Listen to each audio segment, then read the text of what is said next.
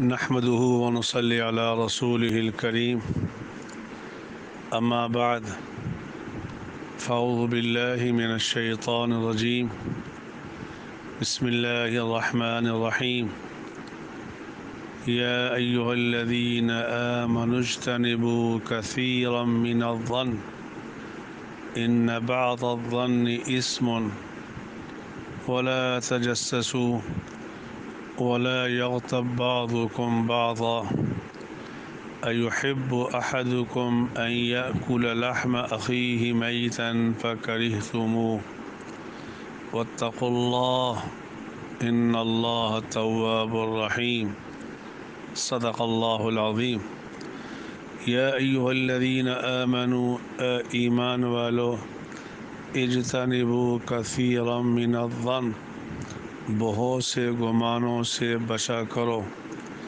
ان بعض الظن اسم کیونکہ بعض گمان گناہ ہوتے ہیں ولا تجسسوا اور کسی کے عیب کے سراغ میں نہ لگا کرو ولا تجسسوا ولا یغتب بعضکم بعضا ولا یغتب بعضکم بعضا اور کوئی کسی کی غیبت بھی نہ کیا کرے ایحب احدکم ان یأکل لحم اخیہ کیا تم میں کوئی اس بات کو پسند کرتا ہے کہ اپنے مرے ہوئے بھائی کا گوشت کھا لے اس کو تم ضرور برا سمجھتے ہو واتقوا اللہ اور اللہ سے ڈرتے رہو بے شک اللہ تعالی بڑا توبہ قبول کرنے والا مہربان ہے۔ اس آیت میں اللہ رب العالمین آداب معاشرت کے متعلق کچھ احکامات بیان فرما رہے ہیں،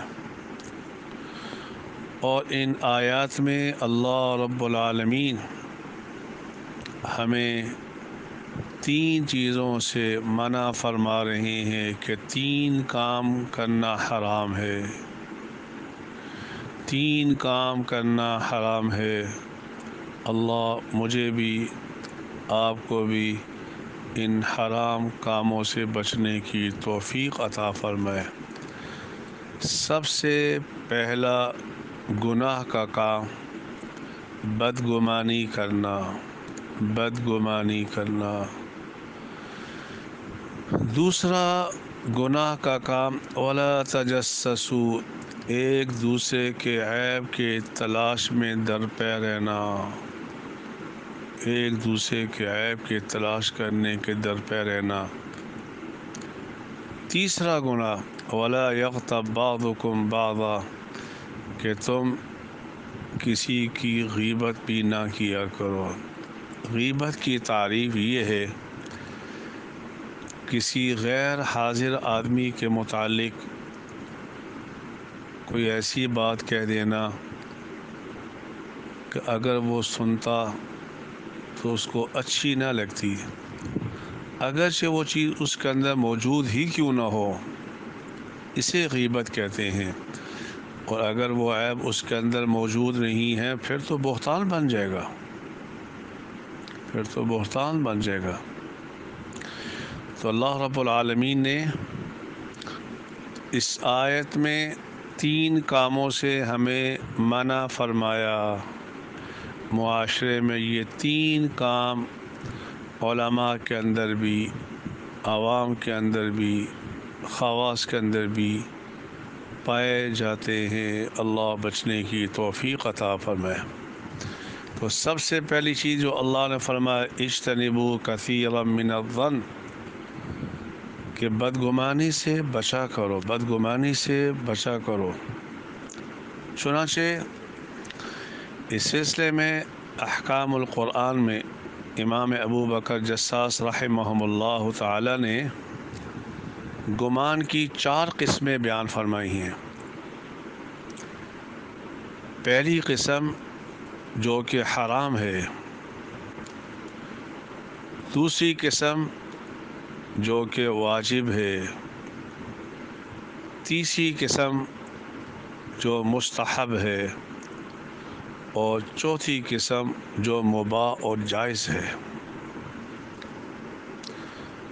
سب سے پہلی قسم جو کہ گمان حرام ہے، جیسے کہ رسول اکرم صلی اللہ علیہ وآلہ وسلم نے ارشاد فرمایا، لا یموتن احدکم، تم میں سے کوئی آدمی نہ مرے جب تک کہ اس کا گمان اللہ کے بارے میں اچھا نہ ہو جائے۔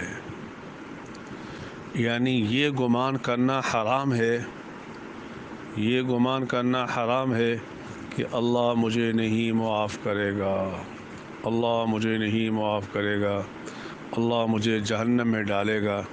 یہ گمان کرنا حرام ہے۔ میرے دوستو، اللہ سے نا امید نہیں ہونا چاہیے۔ جیسے کہ رسول اکرم صلی اللہ علیہ وآلہ وسلم کی ایک حدیث ہے، آپ علیہ الصلاۃ والسلام نے فرمایا، اللہ رب العالمین فرماتے ہیں، انا عند ظن عبدی بی، میں اپنے بندے سے اس کے گمان کے متعلق، جو وہ میرے متعلق گمان کرے گا میں اس کے ساتھ وہی معاملہ کروں گا۔ اگر انسان کا یہ گمان ہے کہ اللہ مجھے معاف کر دے گا، اس حدیث سے معلوم ہوا کہ اللہ فرماتے ہیں میں اسے معاف کر دوں گا۔ اس لیے یہ پہلی قسم ہے بدگمانی کی، جو کہ حرام ہے۔ اسی لیے رسول اکرم صلی اللہ علیہ وسلم کی ایک حدیث ہے، ایاکم والظن، ایاکم والظن فإن الظن اکذب الحدیث، دیکھنا بدگمانی سے بچتے رہنا، کیونکہ بدگمانی بہت بڑی جھوٹ ہے۔ دوسری قسم جہاں گمان کے متعلق عمل کرنا واجب ہے، جیسے کہ قاضی کے سامنے کوئی مسئلہ گواہوں کے ذریعے سے ثابت ہو گیا، مثلا کسی آدمی نے زنا کیا، اس پر 4 گواہ موجود تھے، تو اب اس گمان کے متعلق قاضی کے لیے اس گمان پر عمل کرنا قاضی پہ واجب ہے، واجب۔ اگرچہ یہ احتمال ہے کہ یہ گواہ جھوٹ بھی بول سکتے ہیں، لیکن یہ ایسا گمان ہے، یہاں اس پر عمل کرنا واجب ہے۔ اور تیسری قسم گمان کی وہ ہے کہ جو مستحب اور مباح ہے، جیسا کہ ایک آدمی نے نماز پڑھی اور اسے شک ہونے لگا کہ آیا میں نے 3 رکعتیں پڑھی ہیں، یہ 4 رکعتیں پڑھی ہیں۔ یہ مسئلہ بتاتا جاؤں، فقہاء نے لکھا ہے کہ اگر یہ شک اس کو پہلی مرتبہ ہوا ہے، علامہ شامی نے غالباً لکھا، تو اس کو چاہیے کہ نماز اثر نو پڑھ لے۔ اور اگر اس کو یہ گمان اکثر ہوتا رہتا ہے تو اس کو چاہیے اگر شک ہے 2 پڑھی ہیں یا 3 پڑھی ہیں، تو یہ 2 پڑھنا تو یقینی ہے، 2 تصور کر کے ہر رکعت میں بیٹھے گا، تیسری میں بھی بیٹھے گا، چوتھی میں بھی بیٹھے گا۔ یہ کیوں بیٹھے گا؟ ہو سکتا ہے وہ تیسری رکعت جس کو سمجھ رہا ہے اس کی چوتھی رکعت ہو، اور چوتھی رکعت کے اندر تو قاعدہ اخیرہ فرض ہے، تو اس لیے تیسری میں بیٹھے، چوتھی میں بیٹھے، آخر میں سجدہ صاف کر لے گا۔ تو اگر کسی آدمی کو یہ شک ہے کہ میں نے 3 پڑھی ہیں یا 4 پڑھی ہیں، تو اس صورت کے اندر اپنے ظن پہ عمل کرنا، اگر اس کا گمان ہے 4 پڑھی ہیں تو اپنے ظن پہ عمل کرنا مباح ہے، جائز ہے۔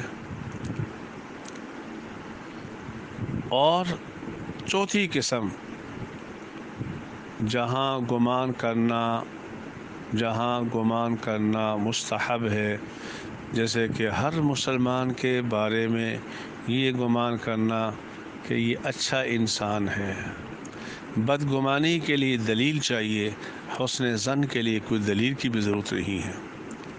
اور دوسرا گناہ اللہ رب العالمین نے اس آیت میں فرمایا، وَلَا تَجَسَّسُوا، ایک دوسرے کی عیب تلاشی میں درپے نہ رہنا۔ میرے بھائیوں، اے ہم کہاں چلے گئے؟ آج ہر آدمی کوشش کرتا ہے، چاہے عالم ہو چاہے تاجر ہو، کہ مجھے فلاں آدمی کا عیب ملے تاکہ میں اس کو معاشرے کے اندر پھیلا دوں،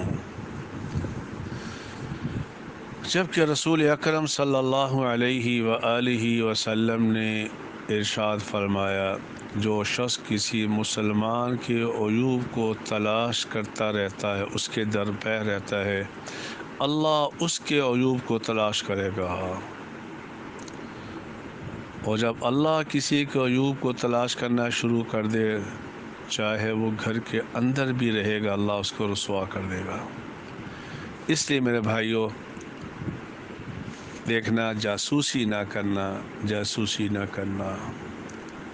اور تیسرا گناہ اللہ رب العالمین نے اس آیت میں غیبت کا کہا، غیبت کا کہا۔ یہ غیبت اتنا بڑا گناہ ہے۔ مجھے ایک واقعہ یاد آ گیا، حضرت میمون رحمہم اللہ تعالی فرماتے ہیں، میں نے ایک دفعہ خواب دیکھی تو میرے سامنے ایک مردار انسان کا جسم لایا گیا، مرا ہوا انسان تھا، اس کا جسم لایا گیا اور کہا کہ اس کو کھاؤ، خواب میں کہا۔ تو حضرت میمون فرماتے، میں نے کہا بھائی میں انسان کا گوشت کیسے کھاؤں؟ کہا تو نے بیداری کی حالت میں نہیں کھایا تھا؟ کہا تو نے غیبت نہیں کی تھی؟ کہا اللہ کی قسم میں نے کسی کی غیبت نہیں کی۔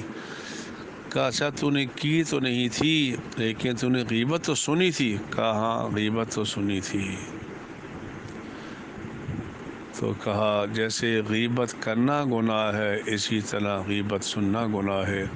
حضرت میمون رحمہم اللہ تعالی فرماتے ہیں، پھر میں نے ارادہ کر لیا اللہ کی قسم اب زندگی بھر نہ کسی کی غیبت کروں گا نہ غیبت سنوں گا۔ ہمارے استاد محترم حضرت مولانا صوفی محمد سرور صاحب نور اللہ مرقدہ کی عادت مبارکہ تھی، وہ نہ غیبت خود کرتے تھے نہ کسی کی غیبت سنا کیا کرتے تھے۔ اللہ رب العالمین مجھے بھی آپ کو بھی ان گناہوں سے بچنے کی توفیق عطا فرمائے۔ وآخر دعوانا ان الحمد للہ رب العالمین۔